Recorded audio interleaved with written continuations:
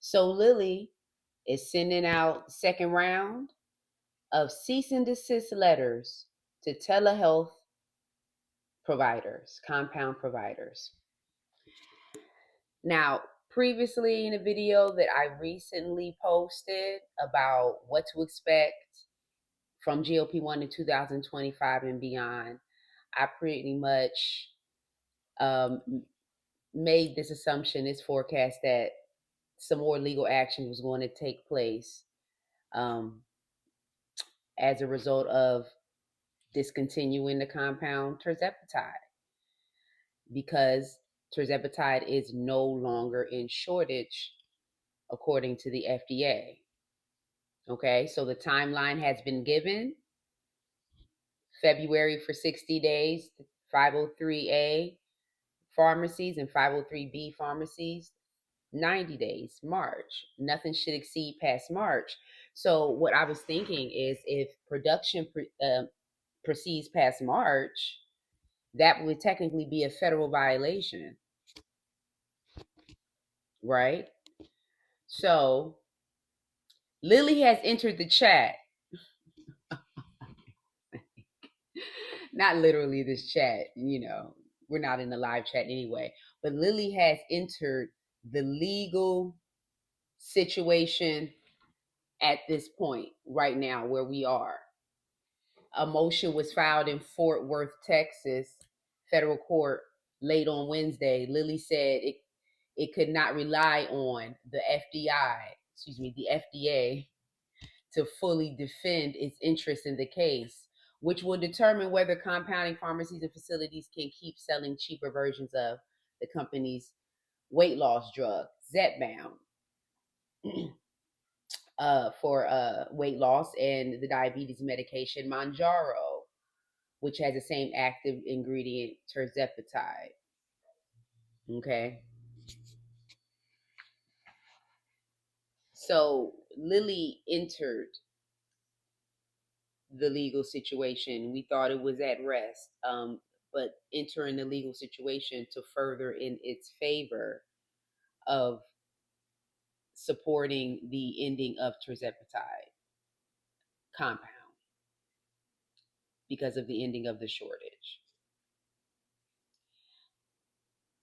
At this point, I think we just need to come to an acceptance that Lilly won, because ultimately, after all this is done, this is pretty much in his favor. The FDA decision still stands.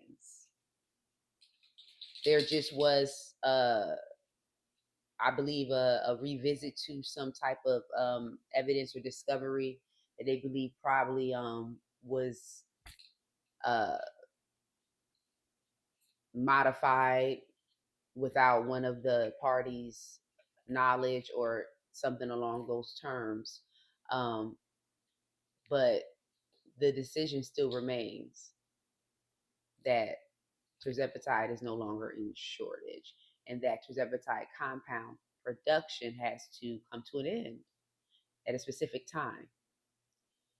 Although compound providers are trying to do things to fall in compliance, such as altering the doses so they don't mimic or replicate Lilly's doses, and also adding in additional ingredients such as B12 or other B vitamins, and also other amino acid proteins, L-carnitine, other proteins to, switch the ingredient makeup so that it's not reflecting Lilly's product. Hoping that that compliance will stand, but based on um, Lilly's legal aggression in regard to this, these cease and desist letters have went out, and they went out to, I believe, many big name compound providers, and if not, they're on the way. Um, the compound providers have not been disclosed, so I don't know who specifically received them, but they have been sent out. So maybe tap into your compound provider, see if they received a notice over the course of 30 days or so. I don't look at this as a scare tactic. When cease and desist letters were sent initially in August or not, a shortage was still going on. So much time has passed, so much has been done and said legally, and so many determinations has been made. The final determination has been made that is no longer in shortage. So at this point, the cease and desist letter is to be taken seriously. I mean, it should be taken seriously anyway because it's a legal action. But specifically now, with the status of this whole situation, if one receives a cease and desist letter, it is definitely something that should be taken seriously. So, um, like I said, come to the acceptance that the GLP-1 compound, Tirzepatide, may no longer be available according to the specific dates outlined by the FDA. Okay. I don't know if we want to keep dancing around this thing. What folks need to be dancing around is what's next, alternative methods for those who can't afford to pay self pay for the brand name GLP-1 medication, or those who still can't afford to self pay for Zepbound vials that are only available in 2.5 and 5. Those who may be able to afford the Zepbound vials but need a higher dose beyond 5 milligrams. They need 7.5. They've been operating on 12.5. They've been operating on 10, 15 to drastically go down to 5 milligrams. I mean, it's something. It's better than not having anything, right? If that's all you can get, I would say settle for what you can get at this point. If you fall into that category, not being able to afford the brand name, the actual, branded pens or vials, if you can't afford the vials either, you got to look into other methods that may not be GLP-1 related. There are other weight loss methods through that can be accessed through telehealth providers as well, such as LipoB. That also, that does contribute to weight loss through the increased metabolism and amino acids. Um, there are other peptides that telehealth providers have. Some of them do. Samorline. I know Amble provides Samorline, Tesamorlin. Um, Amble doesn't provide Tesamorlin, but I believe there are other telehealth providers that provide Tesamorlin. You kind of, put some type of concoction together to mimic GLP-1 suppression effects in a sense. Ashwagandha, some of the stuff that you buy over the counter. I mean, these are just options if you are that person who is at this point where, listen, I'm not going to be able to take GLP-1 medication at all because I can't afford the brand name Zepbound vials. And that's just what it is. I definitely can't afford the Zepbound, or Mounjaro pens. And I can't get it insurance approved. So I understand, the most compromising and challenging situation to be in as a result of this. But that shouldn't be the ending point for your weight loss journey. Okay. If you're already on it, that should not stop it. If you are thinking about starting your weight loss journey, it shouldn't stop it. Okay.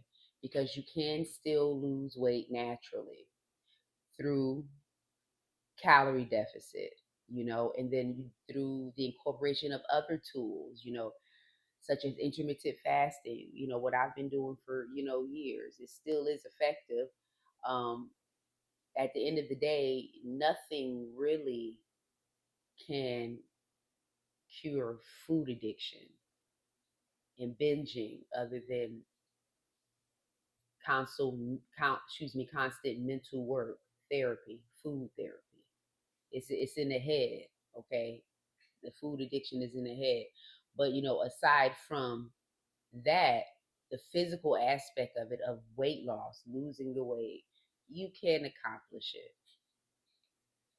regardless without medication. It's just going to take a little bit more work with the creation of your own suppression. But you can also use those aids that I mentioned over the counter, some prescribed. You can check into Contrave with your primary physician. These are more affordable options that still can give suppression. Um, what else? Still have Saxenda. You may be able to be approved for Saxenda. Still see if you can, run a PA for that. That might be on your formulary. Saxenda, Victozas for diabetes, Trulicities for diabetes. But hey, this stuff can be written off script, remember, for weight loss if necessary by your primary physician. So these are options as well to consider, bring up, in one of your visits. This is the stage where people need to be in. I am shining for real. But this is the stage that people needs to be in right now, okay? I don't see anything changing as far as compound Tirzepatide being distributed indefinitely. I really don't see that. I see that it is coming to an end. I mean, unless somehow whatever is done seems to work in regard to modifying the doses and stuff to stay in compliance with Lilly. But from the looks of it, Lilly is not having it and is challenging compound efforts to still distribute Tirzepatide. So, I mean, we'll see. There's always information coming out, okay? There's always information coming out, but this is what it is as of now, y'all. This is what it is. Have an exit plan. Have an exit plan. See you in the next video. Be real.